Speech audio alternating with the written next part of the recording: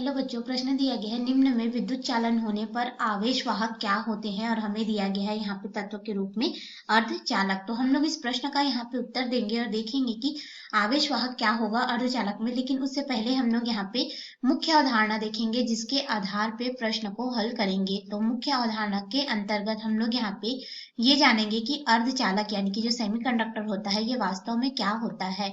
अर्धचालक, तो इसके नाम से ही हमें स्पष्ट हो रहा है कि यह चालक और जो चालक पदार्थ जैसे कि हमारे पास धातु हो गया तांबा, ठीक है, और अचालक यानी कि जैसे कि हम बोल सकते हैं कांच, इनके मध्य क्या यह पदार्थ होगा, ठीक है। तो अर्धचालक क्या होता है कि चालक और अचालक के मध्य का पदार्थ होता है, जो कि हमारे पास उन पदार्थों को कहेंगे जिनकी विद्युत चालकता क्या हो जाएगी, चालकों यानी कि जो धातु हो गया, ठीक है, चालकों और अचालकों के मध्य में होता है।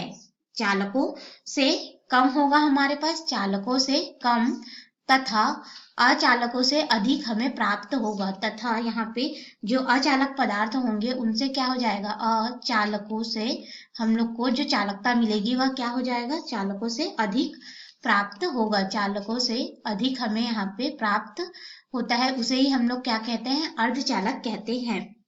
अब जो अर्धचालक की आपेक्षिक प्रतिरोध जो होता है वह 10⁵5 से लेकर के 10⁸8 ओम मीटर के मध्य में होता है। अब ये अर्धचालक क्या क्या आते हैं, तो इसको अगर हम लोग देखें तो मुख्य रूप से हम लोग यहाँ पे सिलिकॉन, जर्मेनियम और गैलियम आर्सेनाइड जो पदार्थ होता है इसका हम लोग प्रयोग करते हैं, ठीक है। गैलियम आर्सेनाइड का यहाँ पे प्रयोग किया जाता है अर्धचालक के रूप में।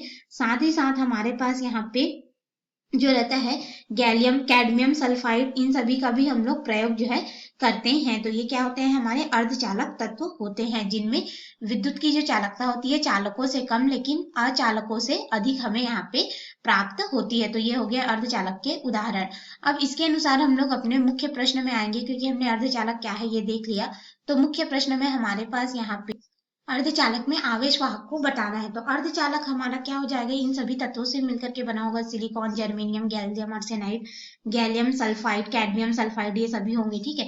तो इसको हम लोग जिस संरचना के माध्यम से बनाया है, हमने सिलिकॉन से बनाया है कि जर्मेनियम से बनाया है, यह उस पर निर्भर करेगा कि उसमें आवेश वाहक क्या होगा। तो अगर सिर्फ हम लोग यहाँ पे अर्धचालक में देखें कि आवेश वाहक क्या होता है हमारे पास, ठीक है, आवेश वाहक क्या होगा, आवेश वाहक जिसके वजह से विद्युत धारा जो है वो प्रवाहित होगी। तो मुख्य रूप से हमारे पास यहाँ पे ये हो जाते हैं मुक्त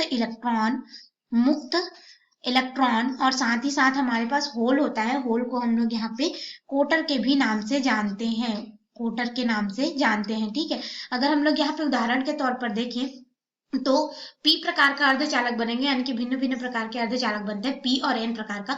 तो पी प्रकार का बनता है तो उसमें मुक्त इलेक्ट्रॉन होता है, और हमारे पास यहाँ पे अगर पी प्रकार का बनता है तो हमारे पास उसमें धन आवेश की वजह से यहाँ पे जो विद्युत का या फिर आवेश का वाहक होता है। तो इसके अनुसार अगर हम लोग देखें तो उसमें हमें कोटर की अधिकता मिलेगी, जिसकी वजह से पी प्रकार में आवेश वाहक कोटर होगा। और अगर हम लोग यहाँ पे एन प्रकार के अर्धचालक की बात करें तो उसमें मुक्त इलेक्ट्रॉन अधिक प्राप्त होते हैं, तो आवेश वाहक वहां पे मुक्त इलेक्ट्रॉन होंगे।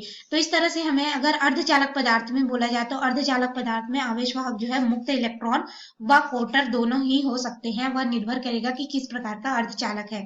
आशा है आपको इस प्रश्न का उत्तर समझ में आया होगा। धन्यवाद।